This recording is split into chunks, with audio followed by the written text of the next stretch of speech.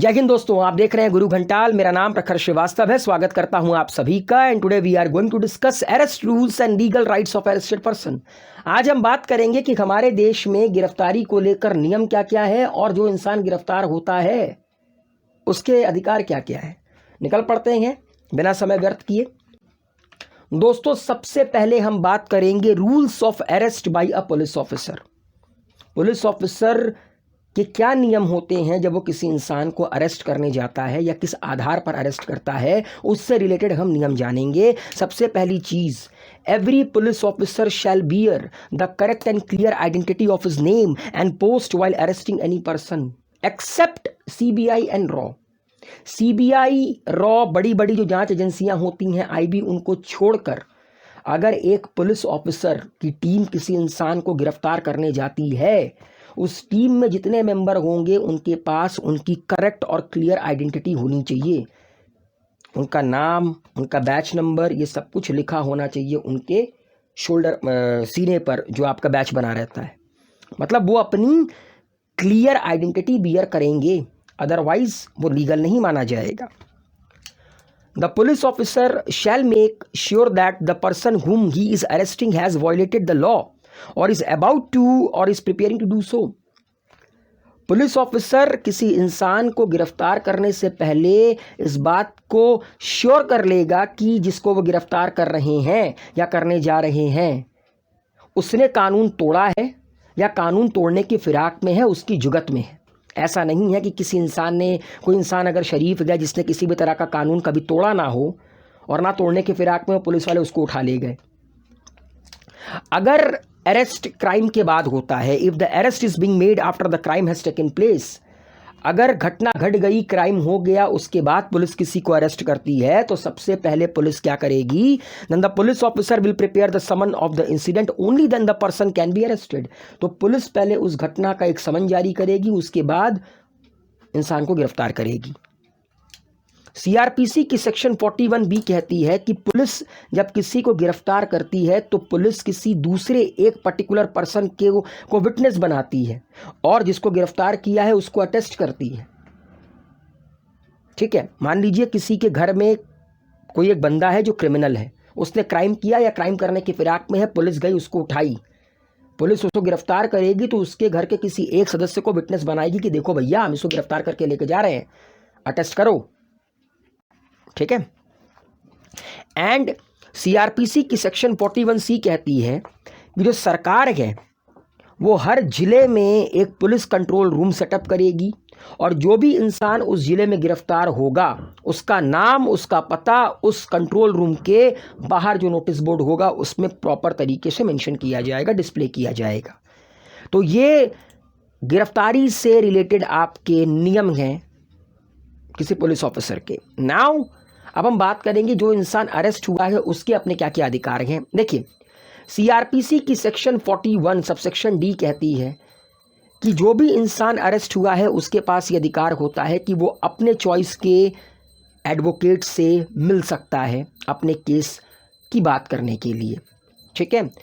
भारत के संविधान का आर्टिकल 22 सबसेक्शन 1 जो कि एक फंडामेंटल राइट है, वो अधिकार देता है किसको? एक अरेस्टेड पर्सन को। कैसा अधिकार?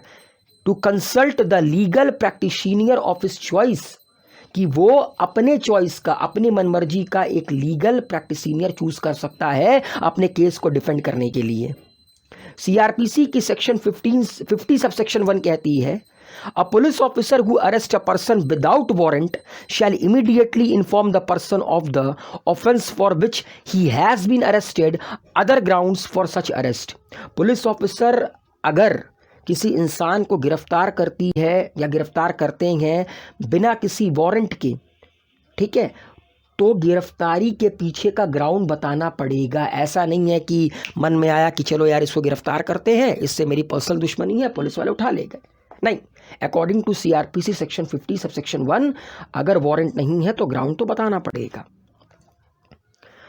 और गिरफ्तार करने के बाद सीआरपीसी की सेक्शन 54 सबसेक्शन A कहती है कि उस पर्सन को आइडेंटिफाई किया जाएगा कि पुलिस जिस पर्सन को उठाकर लेकर आई है वो करेक्ट है कि नहीं। पता चला कि किसी और को उठाने गई, किसी और को उठाकर ले आई एंड जो अपराधी है वो बाहर घूम रहा है और जो इनोसेंट है वो जेल के अंदर है। तो पुलिस आपका उस इंसान जिसको गिरफ्तार करती है उसका क्रॉस एग्जामिनेशन करती है, चेक करती है कि उसने सही इंसान को उठाया है कि गलत इंसान को उठाया है। ठीक है। उसके बाद सीआरपीसी की सेक्शन 55 सबसेक्शन ए कहता है, it will be the duty of the person protecting the accused to look after the health and safety of the accused. जो भी अक्यूज्ड है, ठीक है, ये ड्यूटी बनती है कि उस इंसान को प्रोटेक्ट किया जाए, उसके हेल्थ और उसकी सेफ्टी की प्रोटेक्शन की जाए। ऐसा नहीं है, क्योंकि देखिए पुलिस किसी को गिरफ्तार करती है शक के बिना पर। कोई इंसान कल्प्रिट है या नहीं है ये आपका अदालत तय करती है। जब तक अदालत अपना फैसला नहीं सुनाती तब तक कोई भी इंसान कह सकते हैं अक्यूज्ड नहीं होता है। ठीक है। According to CRPC section 56, the police officer will produce the arrested person before the magistrate for bail within 24 hours of arrest। ये तो आप लोग जानते हैं कि पुलिस ऑफिसर जिसको भी गिरफ्तार करते हैं 24 घंटे के अंदर अंदर उसको किसी भी मजिस्ट्रेट के सामने पेश करना पड़ता है। ऐसा नहीं है कि दिल्ली में किसी इंसान को गिरफ्तार किया तो दिल्ली के ही फर्स्ट क्लास मजिस्ट्रेट के सामने उसको पेश करना पड़ेगा, जुडिशियल मजिस्ट्रेट के सामने नहीं। दिल्ली का है उसको बॉम्बे में भी पेश कर सकते हैं, उसको नोएडा में भी पेश कर सकते हैं। किसी भी मजिस्ट्रेट के सामने 24 घंटे के अंदर अंदर प्रेजेंट करना होगा।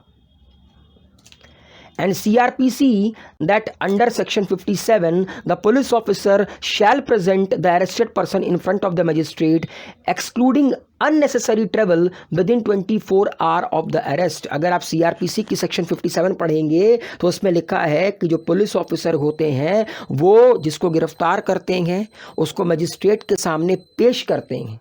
अच्छा, इस 24 घंटे में वो जो अननेसेसरी ट्रैवल होता है, जो ट्रैवलिंग करते हैं, उसके घंटों को निकाल दिया जाता है। ठीक है। तो ये कुछ अधिकार होते हैं किसके, अरेस्टेड पर्सन के। क्योंकि देखिए हमारे देश में हर कोई कहता है कि कानून पर भरोसा है, कानून पर भरोसा है, हर कोई कानूनी दांवपेच लड़ने की कोशिश करता है, मगर कानून को पहले आपको समझना पड़ेगा, कानून को पहले आपको जानना पड़ेगा, अपने हक को आपको पहले जानना पड़ेगा। तो उम्मीद है मेरे द्वारा एक्सप्लेन किया गया ये वीडियो आप लोगों को पसंद आया होगा। वीडियो को लाइक शेयर कमेंट कीजिए, अपना प्यार दीजिए, गुरु घंटाल को सब्सक्राइब कीजिए, बेल आइकन के बटन को प्रेस करना ना भूलिएगा। हेल्दी रहिए, सेफ रहिए, कोरोना से बचे रहिए। Thank you so much.